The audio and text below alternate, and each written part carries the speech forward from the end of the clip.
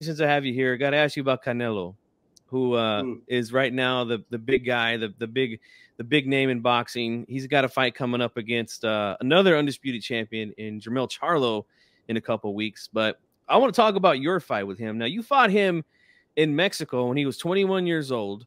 That was the last time he fought in Mexico since his last fight earlier this year against Ryder. John Ryder. Now, he was already a big star in Mexico, and he wasn't a big star in the U.S. yet, but he went on to be. But I want to know your assessment of him at that time, fighting him. What would you say you would grade his performance on as far as like skill wise and stuff like I that? mean, I watched him when he fought Cotto's brother. He's definitely very skillful, fast. You know, got through great combinations, and his punches, he put them together nicely. But I had no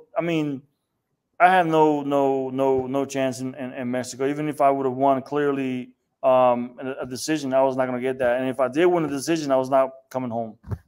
That's how I felt in Mexico. I mean, like when I was down there for the week and a half, because I only took that fight. I think it was less than 3 weeks, to be honest with you. Oh wow, I didn't know that. It wasn't much time at all. But like every time I wanted to, so I stayed next to the U.S. embassy. The hotel was right next to the U.S. embassy, and every time I wanted to go out, you know, like a 7-Eleven, just to go grab some snacks or whatever, I had to call the embassy. Troopers had to come out and escort me. You know, troopers had to escort me, drive to the gym, which was like, you know, 15-minute drive really was a 40 because of the traffic. So there was always troopers around me. So like, you know, I didn't feel comfortable at all being there. But Wow, you know, it was a fight that, why not? It's for a world title. You're fighting an up and comer. You know, it was an HBO fight, and why not? You know, like I said, I'm a fighter.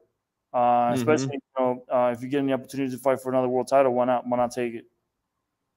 damn. So But saying that you had you felt it wasn't a winnable fight though, Nah, regardless. fight, no matter what. I mean, like my mind was already out the door from boxing, and that was I think that was in what, 2011 when it happened. I think it was.